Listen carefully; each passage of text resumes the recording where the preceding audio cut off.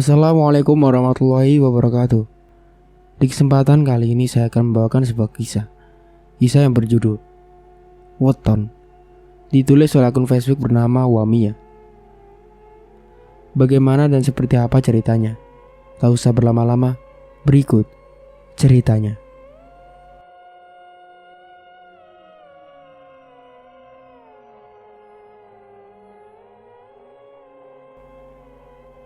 Sesekali ia menyebut nama Allah ketika bergerak, yang mana luka di tubuhnya menimbulkan rasa sakit. Betul, kalau kamu? Aku menjeda memberinya telur, berganti menyuapkan ke mulut Mira. Rabu pahing yuk, weton sing apik kanggo media santet. Yang artinya, Rabu pahing yuk, weton yang bagus sebagai media santet. Ucapnya dengan suara yang hampir tak terdengar. Aku menatap lekat, baru ngeh tentang motif dibalik keluarga Waluyo yang hanya merekrut perempuan dengan weton Sabtu Kliwon dan Rabu Pahing. Wetonku Sabtu Kliwon, berarti aku dipersiapkan menjadi eksekutor, bukan media. Apa si Laras tidak mumpuni? Aku pun merasa tidak lebih bagus dari Laras. Yuk, semalam aku berhasil. Barusan 2 orang mati dalam keluarga itu. Vira kembali berbisik. Seliramu kok ngerti piye carane? Yang artinya, kamu kok bisa tahu gimana caranya? Kutatap poni rambut Vira yang berantakan, menutupi kedua matanya yang setengah terpejam. Seliramu lali, aku iki perantarane. Dhisik sadurunge disiksa, wis ngliwati poso kanggo buka ritual. Kamu lupa, aku ini perantara. Dulu sebelum disiksa, sudah melewati masa berpuasa sebagai pembuka ritual. Maksudnya? Vira tak langsung menjawab. Ia meminta minum karena tersedak memakan banyak telur. Setelah aku beri minum segelas air putih, ia nampak lebih bersemangat. Sawise poso, aku dari pekayu. Mata batinku terbuka. Aku nengeri rai-rai sana kadang keluarga itu. Meski nyatanya ora tau ketemu. Dulu sesudah berpuasa, aku menjadi pekayu. Mata batinku terbuka. Aku mengenal jelas wajah-wajah anggota keluarga itu. Meski itu di kehidupan nyata, tak pernah berjumpa. Baiklah, kamu mengenal mereka. 2 orang yang meninggal itu, apa kamu yakin gimana caranya mereka meninggal? Aku menggaruk ujung dagu. Aku bertanya sembari memberi minum Mira, yang dari tadi terdiam di samping Vira. Diamnya Mira bisa aku tebak, karena ia gagal semalam. Mira tidak bertekad kuat seperti Vira. Semalam batinku melihat kecelakaan mobil di mana 2 orang meninggal. Bila benar demikian, maka Pak Waluyo akan datang hari ini juga, sama seperti sebelumnya. Apa sebelumnya santet ini sudah berhasil membunuh salah satu anggota keluarga itu? Benar yuk, tapi gak semuanya dibuat meninggal. Beberapa dibuat gila, sakit jiwa, sesuai keinginan keluarga Waluyo. Apa? Aku membekam mulutku yang mengangguk kaget. Di saat yang sama, Laras masuk membawakan sebaskom air. Terpaksa kami berhenti mengobrol dan bersikap seolah tak terjadi pembicaraan. Laras sibuk membasuh tubuh Vira dan Mira. Mereka menjerit saat kain basuh mengenai luka. Untuk itu Laras berkali-kali minta maaf. Aku masih memperhatikan, namun timbul rasa penasaran akan keberadaan Nyi Ratni. Mengapa belum muncul batang hidungnya pagi ini? Ngelamun yuk, tegur Laras. Ia baru selesai membasuh, sementara Vira dan Mira mulai tertidur dalam posisi di rantai. Aku mendongak. Nyi Ratni, nengendi ras? Kok ora katon? Tanyaku pelan. Alah, Si tua bangka itu pancene ngono, wis bungku ora iso anteng. Seloro Laras. Mending kau petik sayur ke belakang villa, soalnya keluarga Waluyo belum mengantarkan kita stok makanan. Aku mengiyakan. Jujur saja, aku memang lapar. Sedari malam belum makan apapun. Mengambil tampah dari dapur, aku segera menuju belakang villa. Lara sempat mendengung agar tidak mengambil jalan yang sebelah kiri. Area belakang villa lumayan luas. Makin ke belakang semakin landai. Terdapat suatu area lapang yang terhubung dengan hutan kecil. Dengan cepat, aku memasuki hutan yang mana menurut Laras ditanami sayur mayur oleh Nyi Ratni. Benar saja, tidak beberapa jauh dari bibir hutan sudah terlihat betapa suburnya tanaman pangan. Pohon-pohon kates berbuah lebat. Dedaunan singkong siap dipanen kapan saja. Belum lagi kacang-kacangan, bawang dan wortel. Membuatku jadi canggung memanen yang tidak kutanam. Keasikan memetik pucuk daun singkong. Perhatianku beralih pada sesuatu yang barusan hinggap di pucuk salah satu pohon kates. Lumayan besar dan mengerikan. Kajiman. Hampir saja aku memekik. Segera aku membungkuk bersembunyi. Masih terbayang bagaimana sikap Kajiman yang hampir merobek wajahku malam itu. Dan sampai detik ini, aku belum paham makhluk golongan apa dia. Jin ataukah hewan purba.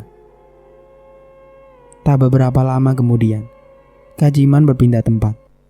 Kudegakkan pundak, memperhatikan ke arah mana ia terbang. Arah kiri. Bukan ke arah itu yang sempat diperingati oleh Laras. Jadi penasaran ada apa di sana. Dengan sikap hati-hati, aku merangkak di antara batang pohon singkong. Terus merangkak, meninggalkan area tanaman pangan dan akhirnya tiba di sebuah kawasan jarang pohon. Ada banyak gundukan tanah di situ. Rerumputan liar bertumbuh setinggi betis. Hampir seluruhnya mengering. Khas penghujung musim kemarau. Sepasang mataku mencermati gerak-gerik Kajiman. Makhluk itu mondar-mandir, memantau sekitaran, seolah ia tengah melindungi sesuatu. Aku masih mengamati sampai akhirnya kulihat sosok Nyi Ratni sedang berjongkok di antara rerumputan. Cukup lama ia pada posisi itu.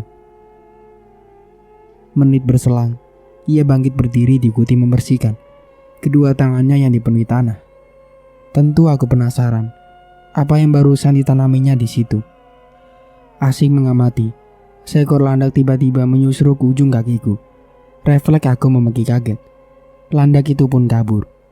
Aku pikir Nyi Ratni dan Kajiman akan memergokiku. Ternyata mereka juga kabur sebab takut ketahuan. Kajiman terbang menjauh. Masih di udara saat ia berganti wujud menjadi burung gagak berukuran sedang. Sementara Nyi Ratni menjelma jadi seekor anjing dan berlari menuju villa. Aku meneguk liur yang tercekat di kerongkongan. Kajiman menjadi burung gagak. Mungkin masih bisa diterima. Namun Nyi Ratni menjadi anjing. Seumur hidup, baru kali ini tidak percaya pada mataku sendiri. Urung membuang waktu. Gegas aku memeriksa tempat di mana Nyi Ratni barusan berjongkok. Gundukan tanah. Baru saja ia membuat gundukan tanah. Padahal sudah banyak gundukan tanah di sini yang mungkin dibuat olehnya sebelumnya. Aku celingak-celinguk mengawasi sekitaran, khawatir Kajiman dan Nyi Ratni datang kembali. Setelah merasa aman, tanganku meraih sebatang kayu kering, berniat menggali gundukan tanah tersebut. Aku mulai menggali. Untungnya, tidaklah sukar menggali tanah yang barusan digali. Masih lembab dan lembek. Walau demikian, gugupku makin menjadi-jadi, manakala mencuat sebuah kotak kayu. Pikiranku meraba-raba, tanganku bergetar. Kira-kira apa isi kotak kayu ini? Rasanya benar-benar tak siap untuk kemungkinan terburuk. Jangan sampai isinya potongan tubuh manusia atau jimat keramat.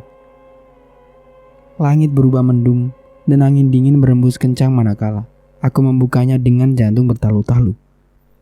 Penutup kotak tidak dikunci, hanya diberi pengait kecil yang hanya cukup diputar. Pasak Jagor, ketusku. Menemukan dua bentukan boneka jerami berukuran kecil dalam kotak kayu ini. Yang mencuri perhatian, tertera nama pada bagian dada masing-masing boneka. Aku membaca dan menghafal baik-baik. Heru Santoso, Andri Santoso. Segera aku letakkan kembali kotak kayu, menutup dan menguburkan seperti sedia kala. Suara Hajiman tiba-tiba muncul. Aku cepat-cepat merangkak seraya menghindari dari pengawasan Hajiman. Lepas maghrib, sebuah mobil Alphard hitam terlihat memasuki halaman villa. Nyi Ratni yang tengah sibuk menganyam boneka jerami langsung keluar dan menyambut. Kakinya yang pincang didesak berjalan cepat. Aku dan Lara sesekali mengintip dari ruang tengah. Pak Waluyo itu kalau kesini gak pernah datangnya siang, selalu saja lepas maghrib atau malam hari. Tenggus Laras di sisiku. Aku menggumam. Siang pasti sibuk, Ras. Pada kerja kan? Alah, paling sibuk cari musuh, terus disantet. Kehidupan orang kaya gak sindah yang dibayangin orang susah. Soyo suki, soyo akeh tentangane. Mengkola kue paham dewe. Makin kaya, makin banyak tantangannya. Dan juga kamu paham sendiri. Laras menyeletuk tajam. Bau badannya menyeruak menyiksa rongga hidungku. Entah sudah berapa bulan ia tidak mandi. Perbincangan Nyi Ratni dan Pak Waluyo samar terdengar hingga ke ruang tengah.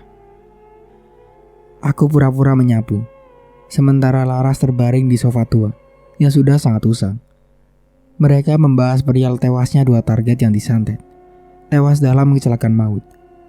Dua orang itu adalah ayah dan anak laki-laki yang merupakan anggota keluarga Santoso. Si anak tidak fokus mengemudi, sementara sang ayah sibuk teleponan. Persis sama dengan apa yang dikatakan Vira. Aku sudah selesai menyapu, tapi pembicaraan mereka belum juga kelar. Hingga akhirnya aku dengar nama Heru dan Andri Santoso disebut-sebut. Seketika sarafku menegang ke ubun-ubun. Aku mengurut dada yang bergolak tak tenang. Dua nama itulah yang dikuburkan Nyi Ratni dalam sebuah kotak kayu bersama dua boneka jerami. Astagfirullah. Berarti sudah banyak musuh Pak Waluyo yang meninggal oleh santet yang dikerjakan Nyi Ratni. Sebab ada banyak gudukan tanah di hutan itu. Perkara ini membuatku tertunduk lemas pada sofa yang sama tempat Laras berbaring. Yuk, saya tahu kamu lagi di situ. Kesini, Nduk. Ada yang mau dibicarakan. Panggilan Nyi Ratni membuyarkan lamunanku. Aku tersentak, lantas bangkit dan menyambangi mereka. Laras tak bereaksi, sebab ia sudah tertidur lelap. Aku berdiri cukup jauh dari tempat Pak Waluyo duduk. Melepas tangan juga menunduk, menanti apa yang akan dibicarakan. Duh, sesuai perjanjian, tugas Laras di sini hampir selesai. Kamu bakal menggantikan Laras. Terang Nyi Ratni. Pak Waluyo ikut membenarkan. Wajah lelaki itu berseri-seri. Mungkin puas dua musuhnya telah meninggal. Ya yuk, kesempatan ini mau saya jelasin sejelas-jelasnya, biar kamu paham. Pak Waluyo berbicara di susul tangannya, mempersilahkan aku duduk. Setelah duduk, berdekatan dengan mereka, Pak Waluyo lantas mengeluarkan secari kertas dari sakunya, disodorkan padaku. Dahiku mengernyit, butuh waktu untuk mendalami isi kertas itu, sebelum akhirnya mengangguk paham. Garis keturunan keluarga Santoso disusun menyerupai bagan, dari generasi pertama hingga generasi ketiga. Bagi yang sudah meninggal, nama boneka dicoret tinta merah, dituliskan juga tanggal kematian. Aku menelisik tanggal itu satu persatu. Jarak kematian mereka tidak bisa dibilang berdekatan, tidak juga berjauhan. Kemungkinan besar Pak Waluyo menargetkan dalam jangka waktu 5-7 tahun. Sebenarnya masa kerja Laras bisa diperpanjang. Ungkap Pak Waluyo. Aku pun menatapnya serius. Hanya saja dia nggak akur sama Nyi Ratni. Kami mendongak ke arah ruang tengah. Di sana Laras masih terlelap di sofa. Tapi kamu harus menjalani ritual. Nanti dibimbing sama Nyi Ratni. Harus siap ya. Pak Waluyo melipat kertas yang ku kembalikan padanya, lalu memasukkan ke dalam saku. Aku mengangguk setuju. Sementara di luar sana, malam merangkak ke titik paling pekat, serasa tenggelam dalam kegelapan yang paling dalam. Beberapa waktu setelah itu, borok di betis Laras berangsur membaik. Ia diperbolehkan mandi penuh, sampai bersih sebersih-bersihnya. Maklum, selama menjadi eksekutor, selama itu pula ia berpantang mandi. Bisa dibayangkan gerahnya seperti apa, dagingnya setebal apa. Tidak heran bila Laras sering emosian pada Nyi Ratni. Bau badanlah yang membuat dirinya tak nyaman. Selain Laras, Vira juga dipulangkan. Luka bakar di tubuhnya belum sembuh total. Tapi menurut Nyi Ratni, tugas Vira pun sudah lebih dari cukup. Sudah 3 anggota keluarga Santoso yang meninggal dan 1 orang jadi gila melalui media Vira. Sekitar jam 9 malam, orang suruhan keluarga Waluyo tiba. Namanya Petrus, berpawakan tinggi besar, hitam dan sangar. Entah mengapa aku merasa dia merangkap sebagai tukang pukul atau bodyguard keluarga Waluyo. Petrus ditugasi mengantarkan bahan makanan, sekaligus menjemput Laras dan Vira untuk dikembalikan ke kampung halaman mereka. Dulu diantar ke sini pas tengah malam, sekarang pulangnya malam juga. Mereka sengaja supaya kita nggak hafal arah jalan. Laras mengomel saat turun dari tangga lantai 2. Sementara Vira yang duduk di sofa ruang tengah hanya terdiam. Sedari tadi ia nampak merenung. Sebelum mereka benar-benar pergi, Petrus menyerahkan uang pada Laras dan Vira. Masing-masing 1 kresek. Tapi milik Vira ternyata lebih besar dan berat. Tentu bayaran wanita itu jauh melebihi Laras. Laras sempat mengomel di ujung hidung Petrus tentang mengapa perjanjiannya berbeda-beda pada tiap orang yang pernah direkrut. Namun Petrus, melalui dialek khas Papua, menjelaskan bahwa ia hanya menjalankan tugas. Nada bicara yang kasar dan bahasa yang terdengar asing membuat Laras urung berbantah dengan Petrus. Ia menerima uang itu meski dengan wajah dongkol. Mereka menyalami Nyi Ratni, mencium punggung tangannya sebelum menaiki mobil. Aku membantu membawakan tas Laras dan Vira ke bagasi. Di kesempatan itulah Laras berbisik padaku. Yuk, asal kamu tahu, Mira itu tidak bodoh, tidak juga lemah. Hanya saja, orang yang disantet melalui ragam Mira adalah bos besar keluarga Santoso. Dia sulit ditumbangkan yuk. Tak bisa serius mendengar bisikan Laras, sebab Nyi Ratni yang berdiri di beranda memanggilku agar segera memasuki villa. Sepeninggal Laras dan Vira, suasana villa berubah sepi. Apalagi Nyi Ratni sering pergi tanpa berpesan. Sementara Mira adalah sosok pendiam. Kesunyian yang teramat sangat terkadang membuatku seperti hilang akal, tenggelam dalam pikiran kosong dan baru tersentak saat mendengar bunyi sesuatu. Ada bunyi lemparan batu dari arah samping villa, tempat di mana ratusan tanaman pakis saji tumbuh berantakan, membentuk hutan gelap. Dulunya ditanam oleh keluarga Waluyo, tapi sekarang tidak keurus lagi. Sempat berpikir, mungkin Nyi Ratni yang melempar batu. Namun setelah sekian menit, tak terdengar langkah khasnya yang biasa menyeret kaki. Aku pun mengintip melalui kaca jendela. Samar terlihat seseorang berdiri di sana, di bawah rumpun tanaman pakis saji yang menjulang. Oleh karena kaca jendelanya sangat bernoda, maka sulit melihat jelas perawakan orang itu. Bergegas kubuka pintu samping. Derit pintu tua yang beradu dengan lantai membuat sosok itu kabur. Sempat kulihat pundaknya yang adalah pundak seorang wanita. Keesokan harinya, Nyi Ratni belum juga kembali. Padahal dia sendiri yang membuat jadwal agar aku menjalani ritual. Ritual pembuka rangkaian santet. Menanti dalam kegelisahan. Sesekali ku tatap Mira yang tertunduk lesu di antara kedua tangannya yang menggantung akibat di rantai. Sudah hampir sore saat terdengar lagi lemparan batu dari tempat yang sama. Kali ini, aku memutar langkah lewat pintu belakang, lalu berjalan cepat ke samping villa. Seorang wanita desa berdiri di situ, matanya tak berkedip dari menatap pintu samping. Ia terkejut mendapatiku muncul dari arah yang berbeda. Sontak ia kabur, berlari dengan ayunan langkah yang tidak leluasa karena mengenakan rok jari sebatas betis. Tak seperti kemarin, hari ini aku mengejarnya, bersaing di bawah tajamnya batang dedaunan pakis haji. Berkali-kali aku meminta agar ia berhenti. Tak dihiraukan. Terpaksa ku kerahkan keahlianku, melempar burung blekok sewaktu dulu menjaga sawah di desa. Batu berukuran sedang telak menyasar pundaknya. Ia ambruk tanpa perkiraan. Langkahku begitu cepat menghadang jalannya. "Maaf, siapa kamu?" Dalam jarak sedekat ini, wajahnya kian jelas. Masih sangat muda. Namun dari bentuk dada, kemungkinan besar adalah ibu muda yang masih menyusui. "Saya loh, bukan orang jahat. Hanya mau bertemu Nyi Ratni. Beliau gak ada ya?" Ia merengis, memegangi pundaknya yang kesakitan. Tidak langsung menjawab. Aku mencermati gerak-geriknya. Setelah itu, bertanya pelan.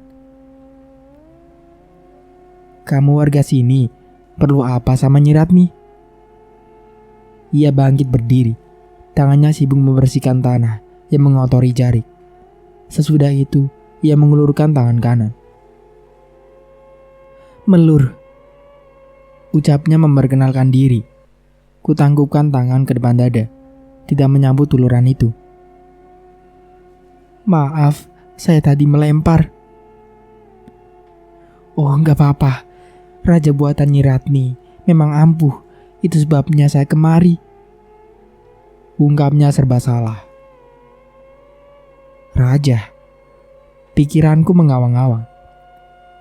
Si Melur, bola matanya berkulik naik, menatapku nyalang. "Kamu tinggal di situ, apa nggak tahu?" Aku menggeleng. Mungkin saja ini adalah secuil dari sekian teka-teki. "Raja, pernah kamu dengar istilah itu, Mir?" Kembali ke villa, aku berjongkok, bertanya pada Mira. Mira meninggikan kepala, sorot mata lelah serta kantung mata membengkak. Tidurnya tidak pernah leluasa. Ia bergumam. "Sailengku, rajaku cimat rupane gambar-gambar aneh. Angel mudengi, mung dukun sing gawe sing mudeng." Yang artinya, seingatku, raja adalah jimat berupa gambar-gambar aneh. Sulit dipahami, hanya dipahami oleh dukun yang membuatnya. Gak sembarangan dibuat, ada wirid-wirid mistis yang didengungkan saat menggambar raja.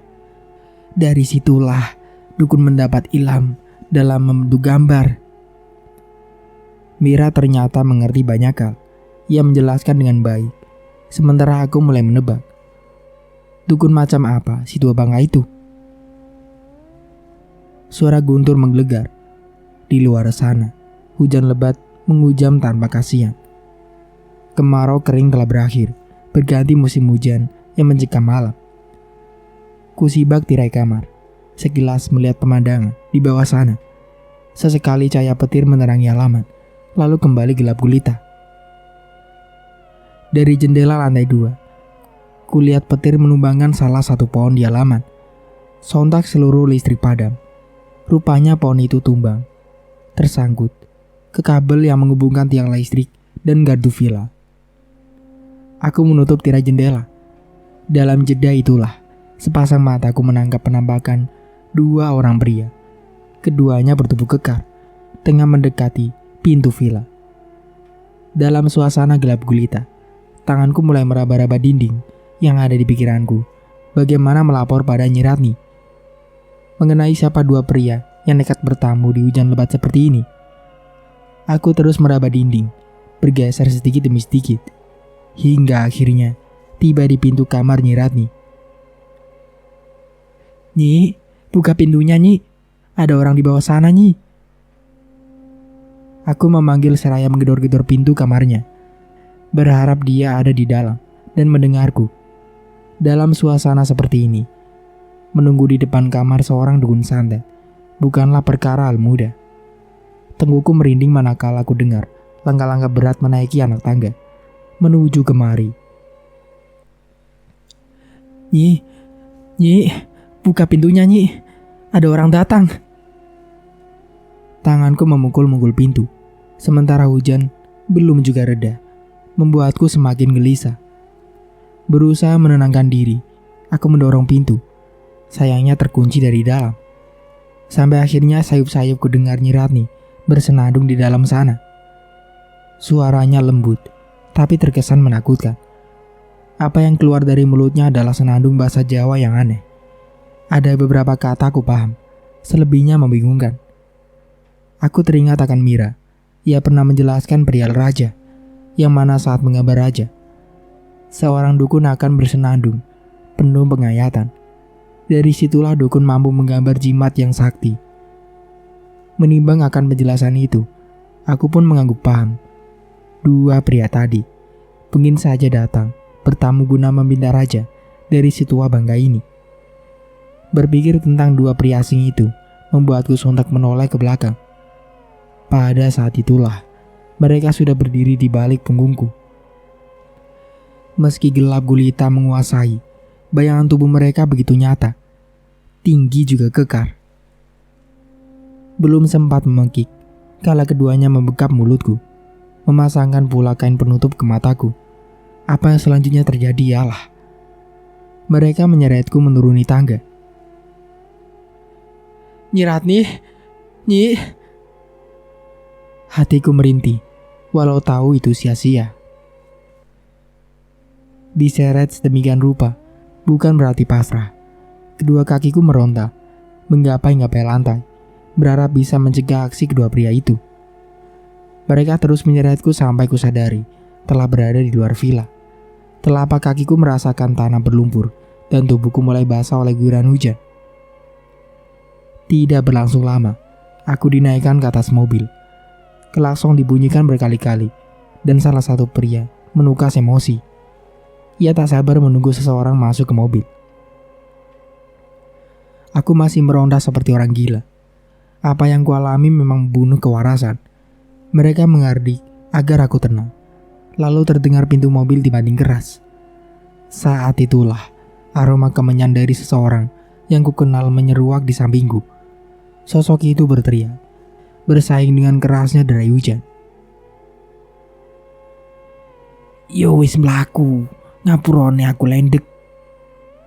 Yang artinya, "Ya udah jalan, maaf sayangnya lambat." Nyi Ratni. Sontak aku berhenti meronta. Skenario apa yang dimainkan si tua bangga ini? Firasatku tidak bagus. Belum pernah merasakan seburuk ini sebelumnya. Mobil pun bergerak melaju. Terus melaju, entah kemana. Gubuk ini tak layak ditempati. Sebagian besar atap dan dindingnya sudah lapuk. Sisi bagian dalam semuanya basah dibanjiri hujan semalam. Hanya ada satu balai-balai kering, tepat di bawah atap yang belum bocor. Di situ, aku dan Nyi Ratni duduk bersisian. "Oh, jadi saya dibawa ke sini buat menjalani ritual." Aku mengedar pandang, memindai setiap sudut gubuk. Tatapanku berhenti di pintu belakang. Pintu itu tertutup rapat. Entah kenapa setiap melihat ke arah lain, sudut mataku menangkap pintu itu sedikit terbuka dan ada seseorang mengintip di sana. "Yang semalam menyekap saya, di mana mereka?" Tanyaku tanpa memandang wajah Nyi Ratni. Perempuan itu membuang napas. "Anak buah Waluyo, mereka sudah pulang." Aku termangu. Untuk beberapa saat kami saling diam. Setelahnya ku gerak-gerakan lengan yang begal akibat diseret lantas, beringsut menuju depan gubuk. Menampakkan depan gubuk membuatku bergidik ngeri. Kudapati demikian, aku tetap bersikap normal. Puluhan kubur terserak di halaman. Ku katakan demikian, sebab kubur-kubur itu tidak searah layaknya tempat pemakaman umum. Serambangan alias tumpang tindih posisi. Dedaunan kering yang berguguran dari pepohonan sekitar menumpuk di situ, menutupi sentro tanah pekuburan. Perasaanku tak enak, manakala mendapati tiap patek kuburnya ditutupi kain hitam. Lalu di ujung sana, sebuah pohon ganyang menjulang tinggi. Lebarnya bisa mencapai 2 pelukan orang dewasa. Makin diperhatikan, makin terasa kehadiran sesuatu. Entah apa itu, yang seolah memanggil agar mendekat. Sadar bahwa fokusku tertuju ke sana. Nyirati menyunggingkan senyum. Menggondalu tekan telung dino. Mengarep ning kono, seliramu le ritual. Nanti malam sampai 3 hari ke depan, disitulah kamu ritualnya. Hawa dingin tiba-tiba menyelimuti usai Nyiratni berucap. Aku mengusap lengannya merinding dan memilih kembali duduk di balai-balai. Menjelang malam, detik demi detik serasa melambat. Pohon gayam itu nampak begitu pekat dengan segala kengeriannya, seakan ingin menelan hidup-hidup siapapun yang menatap ke sana. Belum lagi dahan-dahannya yang melambai ditiup angin. Jiwaku terpanggil. Nyiratni menaruh satu kendi air bercampur bunga-bungaan di bawah pohon itu. Ia memintaku duduk bersemedi pada sebuah lempengan batu. Opo wae sing kedadean, seliramu kudu tetep merem, Duk. Apapun yang terjadi, gak usah membuka matamu, Duk. Pesannya. Tua bangka itu pun pergi. Namun aku merasai hadirnya sosok lain di belakangku. Berupaya mengabaikan. Perlahan ku pejamkan mata. 1 jam, 2 jam. Inikah yang dinamakan bertapa? Tiba-tiba sosok itu berjalan memutar. Terus memutariku. Sembari sesekali ia mengucapkan sesuatu, yaitu Ora usah diteruske. Oleh karena merasa terganggu, aku mendesah panjang. Disitulah muncul semakin banyak langkah kaki yang berjalan mengelilingiku. Ada yang tertawa, menangis, juga merintih. Walu ya pembunuh, kowe kok bodoh. Diupahi piro karo keluarga Bragas kuwi? Walu ya pembunuh, kamu kok bodoh. Dibayar berapa sama keluarga Seraka itu? Rezeki angger keluar, wis dijatah karo sing kuwasa. Walu ya ora gelem liren yo. Rezeki tiap keluarga sudah dipatok sama yang di atas. Waluyo gak mau berhenti ya. Aku kembali mendesah, berharap semua sosok arwah itu lenyap. Yang selanjutnya terjadi, mereka mulai menyentuh pundakku. Dingin, tangan mereka berat dan dingin. Ingin sekedar membuka mata, tapi aku sadar ada yang lebih penting yang harus diutamakan, yaitu kepentingan Waluyo. Kembali menenangkan diri serta mengabaikan segala bentuk gangguan. Seketika itu terdengar suara Kajiman berteriak nyala. Semua arwah tadi lenyap beserta keluh kesah mereka. Hening. Apa yang dilakukan Kajiman membuatku lega. Saat itulah aku paham bahwa makhluk misterius itu merupakan Ningon atau jin peliharaan keluarga Waluyo. Ritual hanya sampai menjelang pagi. Ketika langit berubah terang, Nyiratni menghampiriku. Ia menyuguhkan segelas teh tawar bercampur melati. Tidak merasa curiga, aku meminumnya tandas. Kemudian kami kembali ke gubuk reot itu. Ada yang berbeda dari sikap Nyiratni, tak lagi banyak bicara. Ia diam 1000 bahasa, dengan satu matanya melotot tak bergerak. Lain hari lain peristiwa. Di dalam kedua, panca inderaku menjadi lebih peka secara spiritual. Aku bahkan melihat dan mendengar percakapan keluarga Santoso yang masih tersisa. Ternyata mereka tahu siapa si tokoh utama di balik meninggalnya satu persatu anggota keluarga mereka. Lepas dari itu, mereka percaya akan adanya bahaya ilmu hitam yang masih mengincar. Yang membuatku syok, aku melihat Pak Waluyo berada di kediaman keluarga Santoso. Mereka terlihat akrab dan saling menguatkan. Namun sorot mata Pak Waluyo tak bisa mengelak. Ada ambisi di helaian sinarnya. Keinginan untuk menguasai suatu keseluruhan yang belum ku ketahui, mungkin tahta juga jabatan. Kemudian aku melihat Pak Waluyo berjalan cepat, menyusuri selasar demi selasar hingga akhirnya tiba di sebuah ruangan besar lagi mewah. Pak Waluyo membuka pintu dengan sangat sopan. Nampak seorang pria uzur tengah duduk di balik sebuah meja kerja. Rambutnya seluruh beruban. Pria itu sibuk meneliti berkas-berkas proyek berskala nasional yang menumpuk di hadapannya. Ada papan kecil di meja itu yang mencuri perhatian, di mana tertulis nama Laherian Santoso. Pak Waluyo menyunggingkan senyum sinis.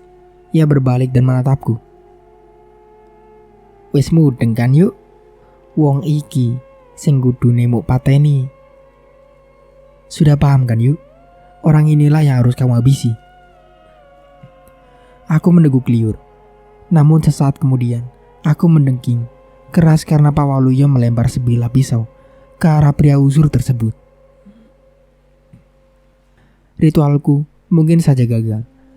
Sebab saat ini mataku terbuka dan Nyi Ratni sudah berdiri dan berjarak di tempatku bertapa. Lagi-lagi ia seperti terkena sawan. Mulutnya terkatup dan satu matanya melotot tak bergulir, menatapku tanpa ekspresi. Namun aku tahu ia sedang memberiku peringatan bahwa apapun yang terjadi, janganlah membuka mata. Aku menarik napas dalam-dalam, seraya kembali memejam. Baru setelah memastikan aku aman, perempuan itu pun pergi dengan tongkatnya. Terdengar ia memukul-mukul jalan yang dilaluinya. Malam semakin pekat, sunyi mencekam suasana. Aku bahkan bisa mendengar detak jantungku sendiri. Saat fokusku mencapai titik stabil, saat itulah hujan turun. Makin deras dan saking derasnya, apa yang selama ini bersembunyi di atas pohon gayam mulai merayap turun. Bukan hanya satu, mereka sangat banyak. Ular-ular hitam dengan mata memerah serupa bara api. Mereka mengerubungiku, mulai merayapi tubuhku, tapi sama sekali tidak mematuk. Aku menahan napas, berusaha untuk tidak membuka mata. Lalu ujung mulut mereka mulai menyuruh kelopak mataku, terus menyuruh agar aku mau membuka mata. Ini benar-benar mengganggu. Pikiranku mencari Kajiman. Tidak bisakah ia membantuku? Yang dipikirkan akhirnya muncul. Teriakan Kajiman membuat ular-ular itu lenyap tak tersisa.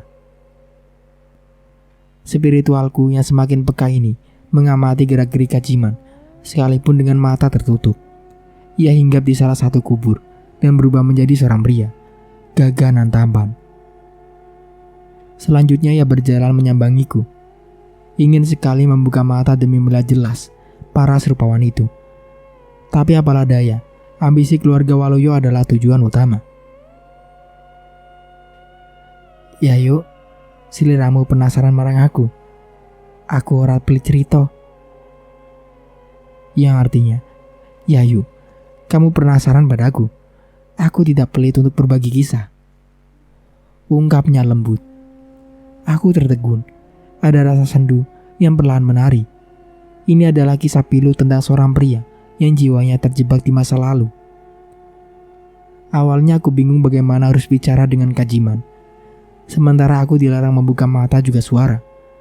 Aku tahu bahwa jin umumnya membaca pikiran manusia. Oleh karena itulah aku lantas membatin. Penasaran apanya? Saya loh, udah tahu kamu itu jin peliharaan keluarga Waluyo. Hanya itu. Kajiman membuang napas halus. Dalam rupa manusia, hawa tubuhnya seharum kembang kantil. Ia lantas merebahkan punggung pada lempengan batu yang kududuki. Iyo, pancen aku jin. Ning ora sembarang jin. Nguna-ngunu yo, nate urip tamparangane menungso. Ya, memang aku jin. Tapi bukan sembarang jin. Bagaimanapun pernah hidup sebagai manusia. Aku terenyang. Perkataan Kajiman membuat waktu seakan berhenti di situ. Kowe ora goro ah? Kamu gak bohong kan? Batinku mendemo. Kucukupkan dulu ceritanya sampai di sini. Sampai jumpa lagi di part berikutnya. Kurang lebihnya mohon maaf.